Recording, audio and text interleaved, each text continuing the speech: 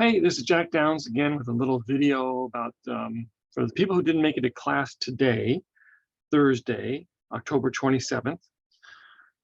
I know there's a lot of people sick and a variety of other issues. So I wanted to let you know about some important material that we covered. I guess we should start by saying, yes, we had makeup presentations, and I'm not going to do those for you, but next I might as well tell you about the schedule. And to do that, since I'm here online, I will share my screen and show you the Moodle schedule, which of course, oops, come on, share. Okay, I'll show you the Moodle schedule, which of course you can look at any time and you should be paying attention to regularly. And that's the wrong day.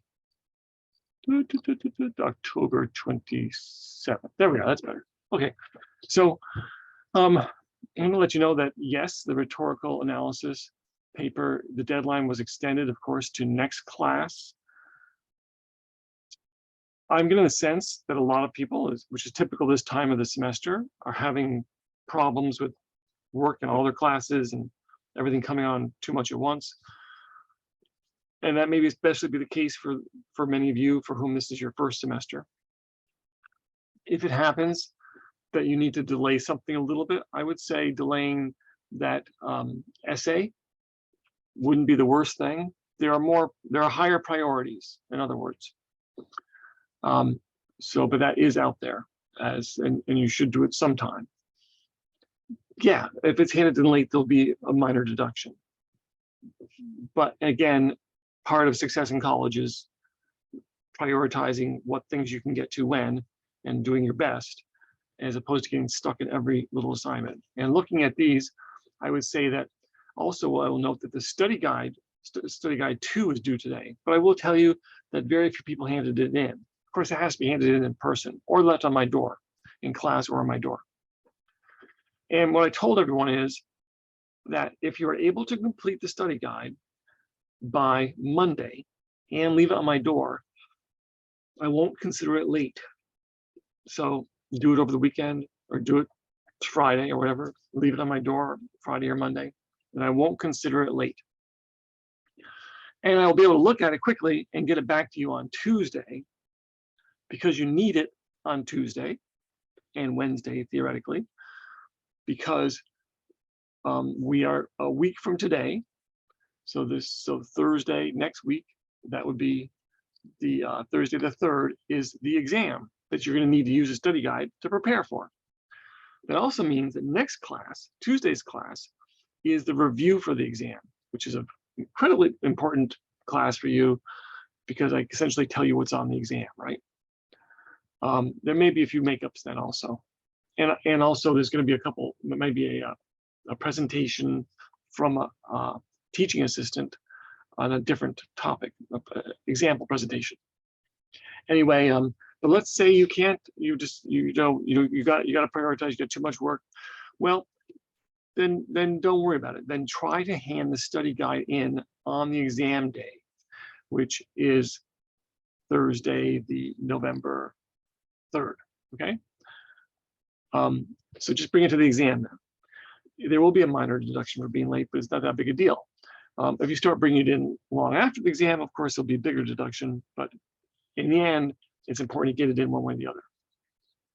I had assigned reading, chapters 11 and 12. Of course, that goes to study guide 3, which you should have now and should be starting to build. The next class, as I said, is the preparation for the exam. You should be working on your informative presentation. However, a number of you have not done your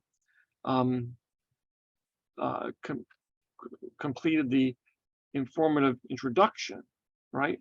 But do realize at this stage, it's just important to get that done as best you can so you can move on to the full informative. The full informative topics were due, and I've given a number of people feedback on Moodle. You to submit them on Moodle, or if that doesn't work for any reason, send them to me in email. It's important that you get that topic in, so then you can start working on the presentation. And I will attach to this email that you find this video in, I will attach Mackenzie's paperwork from the full informative presentation that she gave as an example. So you can see how you go from the kind of paperwork that you use for the introduction. Now you go to the full informative, which is of course on a topic related to linguistics, and how your initial paperwork, which is your SPS and your CT labeled, how that expands into the full paperwork you will need to hand in for the full informative. So that is a handout that we talked about briefly, and I gave out as an example, so you can use that as kind of like a guideline of the kind of thing, because it's a very good paperwork that Kenzie did. And what else? It says, yes, you should be working on your informative presentation because it will be given pretty soon. It says to start thinking about poetry. Well, I guess I can go ahead and get to that now. So one of the things I talked about in today's class, let me go out of the share for a moment, was although in the schedule it is listed as a presentation, it was originally listed as a required presentation, there is an optional presentation. I've made it optional, what is called the reading from manuscript presentation, or you could call it the poetry presentation. It's in some ways easier than some of the other presentations. It's a different technique. And I did an example one in class today. I'm not going to do the example one here, but there should be some examples next class from TAs. And also I'm going to include the paperwork here. Again, it's not required, but if you do it, it'll be extra credit. What it really comes down to, and you'll find the paperwork attached. I might as well bring it up and show it you on the screen as I talk about it.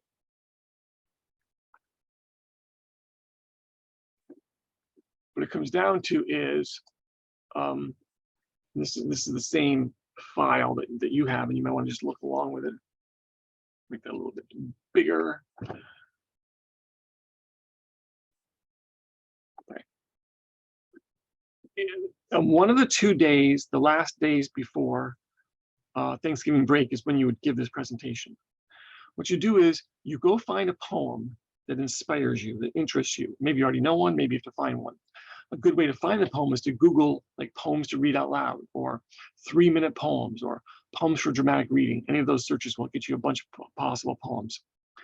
Your goal is to find a poem that takes you about 3 minutes to read, and if it's a little shorter, that's fine. That's 3 minutes, including your introduction.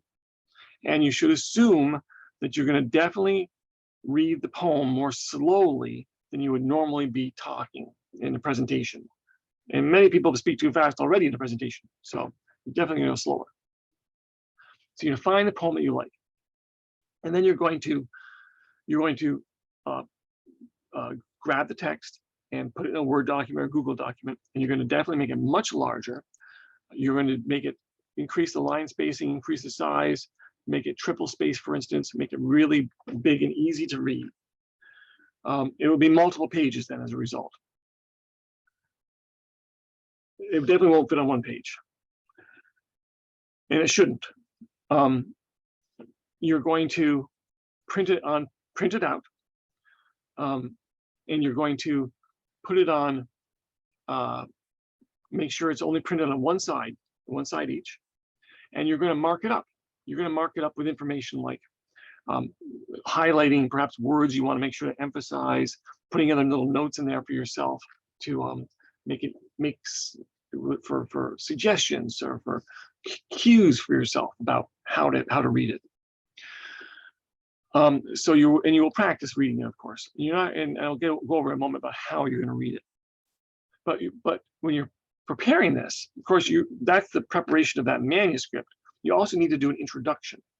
The introduction is going to be not very long, and you'll treat it similar to other introductions that we have. In your introduction, you have to have at least 2 attention-getting devices. So you're going to be speaking about the poem, maybe about the themes of the poem, or the time in the poem, or the message of the poem, or about the author of the poem, or a combination of those things. So you need 2 attention-getting devices. And then you're going to, what we call, build to the name of the poem. We can imagine this introduction is going to end with the name of the poem, because then you're going to speak the poem. So you're going to try to tell us some interesting things. You don't have to have sources for this. The source is the poem. Okay. It doesn't have a preview statement because there's no main ideas to get to. You're going to end with the name of the poem, but you're trying to tell us some things that help to put the poem in context, help us to understand the poem as we hear it. We will be hearing it for the first time, so we're not that familiar with it. So you're trying to give us help with the poem, tell us things that will be useful as we listen to the poem, or give it information about the author, and so on. So then you get up. You're going to be at more of a podium. I will have a little podium there for you to put your pages on. You'll give your introduction, which would be extemporaneous. Introduction would probably use index cards still. And then when you're done that, you will pause. You'll look down at your manuscript. And then when you look up again after a long pause, you will begin to speak the poem. And this is oral interpretation. It's communicating written word. It's not just reading. In fact, there shouldn't be much reading at all. You should be so familiar with the poem that you are almost speaking it, not from memory so much, but it's almost kind of like letting the words just flow through you. And we talk about there being familiarization, internalization, and visualization. You're so familiar with it that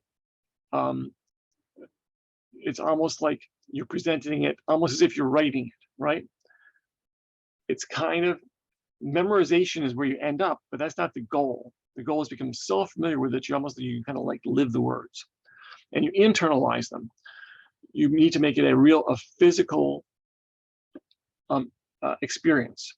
So it's not just, most reading is just from the neck up, right? It's just the words, but now it's the whole body. And you're going to be dramatic about it. You're going to think of yourself almost like an actor, almost like you're acting out these words, and you're going to try to convey the emotion of it. And you definitely will read at a slower pace. So in fact, and maybe even you could think of it as being a different voice, different than even than the introduction. So that pause is going to bring a change. Slower because poems are hard, poems can be complicated, and we will be just hearing it only. We can't read it for the first time. Visualization means that readers, especially in poetry, we need to have images in our head. We need to imagine the action, right? They're created by the suggestions you are in your voice, not just by the words, by the way you use your voice. So we probably, it's like we're hoping in a perfect world, but what happened is we make pictures in our heads as the speaker, and we try and almost like push those pictures into the heads of the people who are listening. I know it's kind of a magical idea, and it's not going to exactly happen, but if you visualize it, you're hoping that your audience will visualize it. And then there's some tips here. You study the manuscript, you practice on your feet at a slower rate, you practice using a podium. May not have that option, but that's okay. Gesture with at least one hand. If the paper is down there, you have to turn sheets, right? You also, but then you're going to use your hands to gesture still. You're going to mark it up. You're going to also number the pages in case things got confused or out of order. You're going to, often it's a nice idea to handwrite the first line on the next page on the bottom of that one. So when you're turning the page, you already know what that first line is because you see it handwritten down below on the bottom of the page you just came from. It says make a copy of the manuscript for me. No, in this case, I'm not going to require that, but I'm going to take the manuscript afterwards. I'm going to want to see that it's marked up and so on. So you get significant extra credit if you do this. So it could be a big boost for your grade, but you don't want to do this at the hazard of jeopardizing either the two major final presentations, which are the full informative and the full persuasive. So please ask questions about this, read this over yourself, and get the handouts from me, which will give you this on paper and the rubric that goes with it too. So let's stop the share for a second and say that last class, speaking of persuasion, last class, I reminded everybody, I talked about, if you remember, the small group leadership, small group, and we talked about the three different kinds of leaders, designated, implied, emergent. Small group needs, the needs of a small group, both in the leader and in the members, but the procedural needs, the task needs, the maintenance needs. Talked about small groups using reflective thinking method for problem solving. And I went through it, and you can find in your text also in more detail, the define the problem, analyze the problem, establish criteria for solutions, generate potential solutions, select the best solution.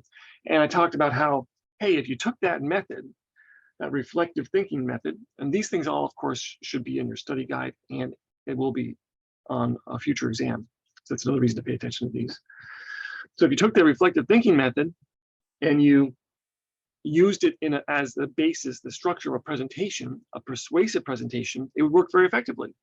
Because the persuasive presentations, one of the major groups of them, which we'll be talking about how we categorize them, are problem solution or problem cause solution. So finding a problem and offering a solution is we're persuading people that first that there is a problem and that they need this solution. So that is really a problem-solving situation. So this method for problem solving could be used as your presentation method. So that's really the structure of a good persuasive presentation. And I also said that soon, but we didn't do it this class, we will go into a more detailed way to structure a persuasive presentation called the Monroe's motivated sequence. Which is something that marketers and advertisers and so use for persuasive messages. So having said all that, then I went into the idea of the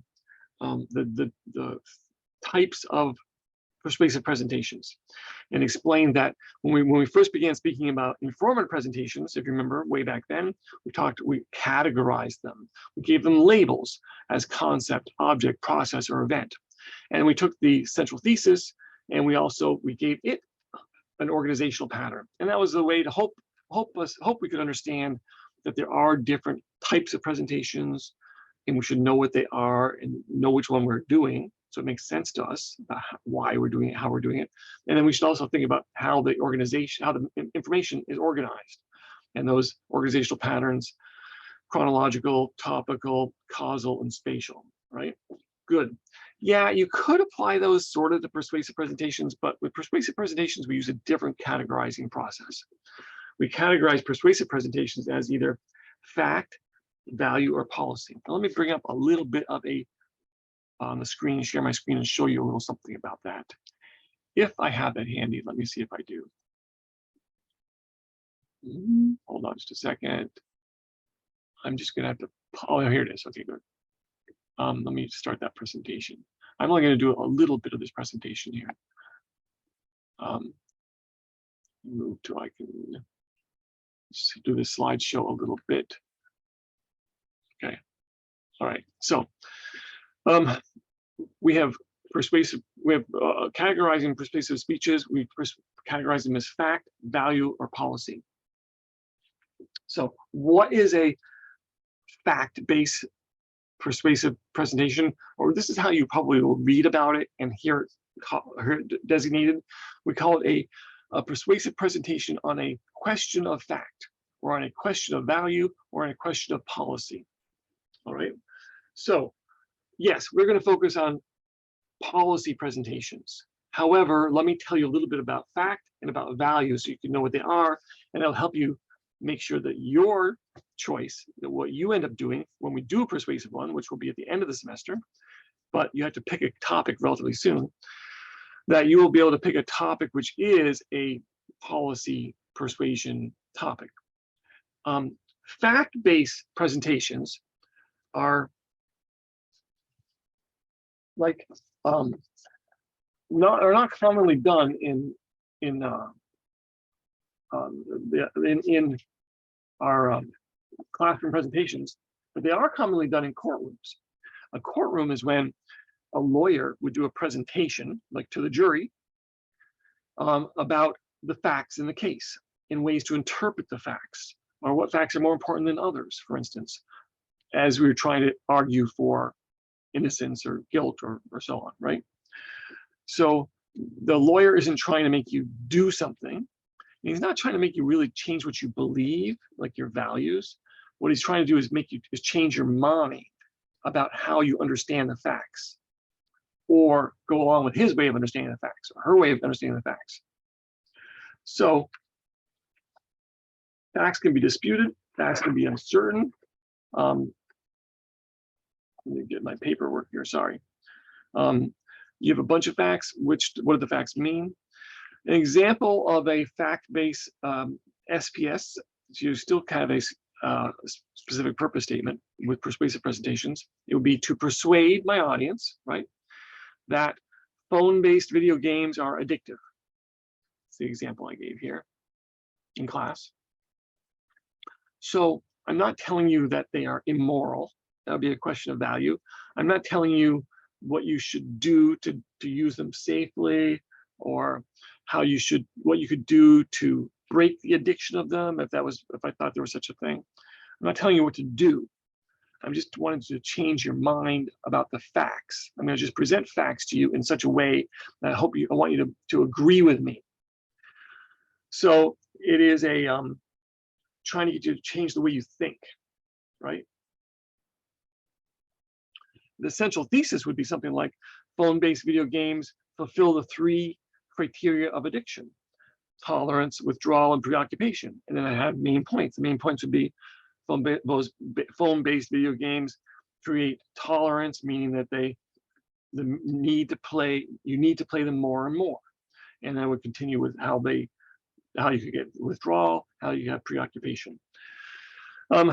So I'm not telling you to stop playing them. I'm not telling you that they're evil or immoral or something. I'm just trying to inform you in a way that's trying to push you into a certain frame of mind.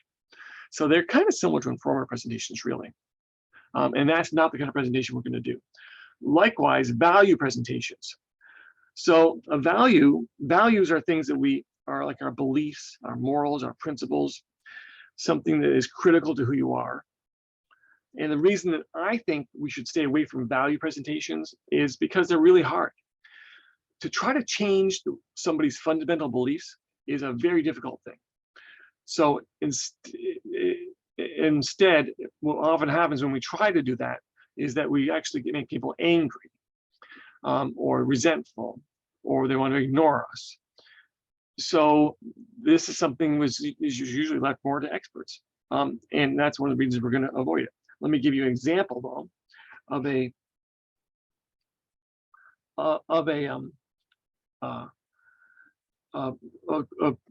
persuasive presentation on the question of value. One of the issues is always with these is what are the standards you're going to use? Because it usually has to do with something being called bad or being called good. So the SPS would be to persuade my audience that a vegan lifestyle is the most moral choice for personal consumption. So by saying it's the most moral choice, that's already suggesting to everybody in the audience that if you're not a vegan, there's something immoral about you, right? So it's definitely making it a question of value. And then another question it raises is, how do I judge these things? How can I say it's more moral than one thing than another? That has to be part of the presentation. And you can already see how this could alienate some people, depending on how you did it. And of course, there are some questions of value which are much more alienating than that. So I could say for a central thesis, a vegan lifestyle, because it creates the least suffering, the least pollution, and the smallest carbon footprint, is the most moral. So I would have these standards, but what are the standards of morality that I'm using? And I would have to then explain that the vegan lifestyle met these standards. So that is a question of value. So if the questions of fact have to do with changing how you think, the questions of value have to do with changing your values, changing how you feel at a core level. And again, that's very hard. We're going to do questions of policy. So if we were going to talk about a question of policy, now I'm going to try to get you to change your behavior in some way. It could be to again, if we're going to organize it like this, our general purpose is to persuade. Our specific purpose statement is to persuade my audience that they should adopt a vegan lifestyle. So I'm telling you to do something. You should do this to reduce your dietary contribution to climate change, for instance. And then my central thesis would say something like, climate change, a serious problem, is linked to the food we grow and consume, can be reduced by adopting a vegan lifestyle. So how, you might say to yourself, well, how is that a central thesis? It doesn't list the main ideas. But remember, when we're talking about questions of policy, we're talking about identifying a problem and then providing a solution. So your steps along in your presentation, which are similar to like the outline main ideas, are a little different. They're more like the ideas in that problem solving, reflective thinking method, where you have to explain the problem and go in depth about analyzing the problem to make sure everyone knows it's a problem, because they're not going to make a change until they know there's a problem. And then once you do that, then you have to have perhaps possible solutions. And why is this the best solution?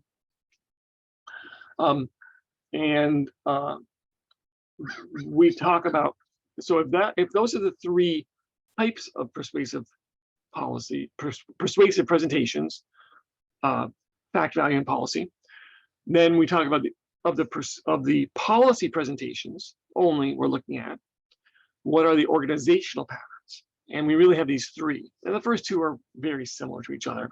Problem solution, like the problem is climate change, and the problem is perhaps the way our diets contribute to climate change, and then the solution is maybe becoming a vegan.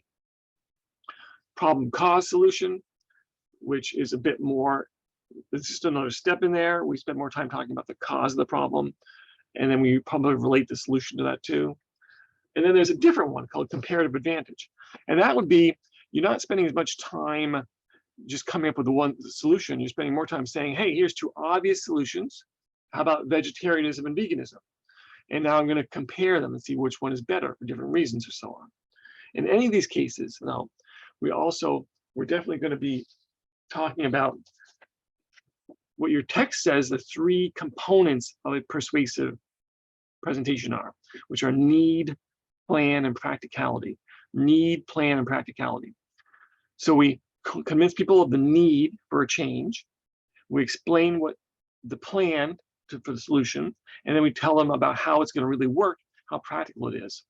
We'll go on in the future class and talk about how we get people to visualize the solution, and that's one of the steps also. I think that's all. Yes, because we're not going to do Monroe's right now, which gets to the 5 steps of Monroe's, and I did not do that in class yet. However, I did give in class the handout about persuasive policy presentation topics, because I'm asking you to come up with a topic by Thursday, May 10th. And of course, it's not just a topic, it's actually a specific purpose statement, and which will be, we don't really have to label it because it's supposed to be on policy. Okay, good. But you do have to label the central thesis as problem solution or problem cause solution or comparative advantage. So labeling is not as hard for these. But it has to be a policy presentation. Well, what will the presentation be on? Well, unlike the informative presentation where I told you, I gave you an area, not so much a narrow area, but an area I said on the field of linguistics. I'm not going to do that for the persuasive one. I am telling you a bunch of things, a bunch of ideas about how to come up with your idea. And I'm also telling you some ideas I don't want you to use. So, persuasive policy presentation. Topics. So let me try to find that handout, which I'm going to be attaching to the email. And you can look along with me on that. And I'm going to share my screen again. And I think I have it. Well, I got to get out of that thing. Escape from that. And I think I have it right here. Yeah, I do. Let me make that a little bigger. Okay. So it can be a little confusing that you're only getting going on your informative presentation and already you're having to start to think of persuasive topics. But we got Thanksgiving break in the way here, and you're going to hopefully do your informative presentation before Thanksgiving, and then right after Thanksgiving, we're going to have the last exam, and then you're going to have the 2 last classes are going to be for this persuasive presentation. So you have to start getting going on it. And you can see the stuff, you go look at the schedule. So don't put these things off. If you're informative, for sure, don't put it off. You should be building that now. And the persuasive, at least it's time to start thinking of an idea. Again, in the handout, this explains that the topic for this is due on November 10th, which is plenty of time if you get it done by then. But so good topics, so on. You can read about that.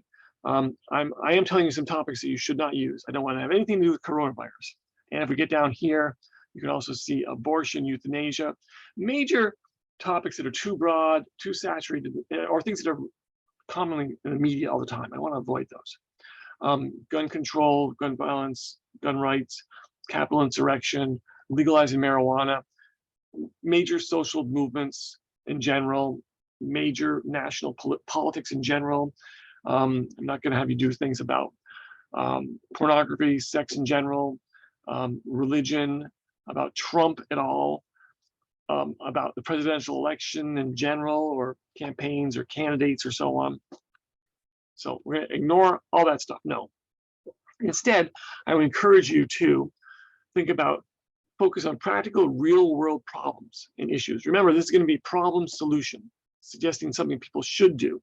Now, the thing they do might be like a change in lifestyle or diet or exercise, or I don't know what, a personal thing, or it may be more of a societal thing. So maybe you're going to try to get people to, give money to a cause, or to send a letter to their congressperson, or I don't know, something else like that. But there's still something you want them to do. In fact, you might give some options of a variety of things people can do too. Some which might include more difficulty than others. Consider, this is the important paragraph about this. Remember, it has to be a problem. It has to be a problem that you can explain before there's a change. So consider problems in your own life. Consider problems in homes and dorms and campus, on traffic, and so on and so forth. Problems in institutions you use, like hospitals, colleges, libraries, stores, schools, or hotels. Consider problems in things that are important to you, like pets and relatives and families and health and sleep and music and babies and clothing and so on and so forth.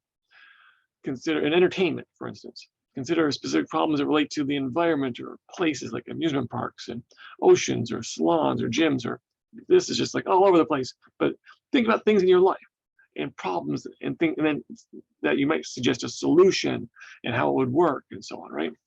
So you could speak about specific problems related to stages of life, for instance, on and on. So in brainstorming, coming up first with a general idea is fine, but then you have to get more specific. So like persuasive policy presentation on security in dorms is too broad, but you have to come up with something specific. Ways to prevent theft in dorms. So you'd present the problem of security and thefts in dorm rooms, and it had to be able to show it is a problem, and then you'd say, here's some solutions to that. Okay, good. How about improving pet health is too broad, but you could talk about the problem of insect-related diseases in your dogs, and then here's ways to prevent them. Okay. How about food on campus is too broad? You can talk about the problem of college students having poor nutrition because of campus dining or something, perhaps. And then your solution is things that can be done, individuals can do, or the college can do, both, or whatever, to improve nutrition on campus. And give examples, right? So there's research in these things, because to analyze these problems, you definitely have to have research, and then research for the solutions too. And then again, here is when it is due. Okay, so that is about the class for today. I hope to see you next time. Next class is very important because it's when we go over the exam, which is going to be a week from today. And we'll see you later.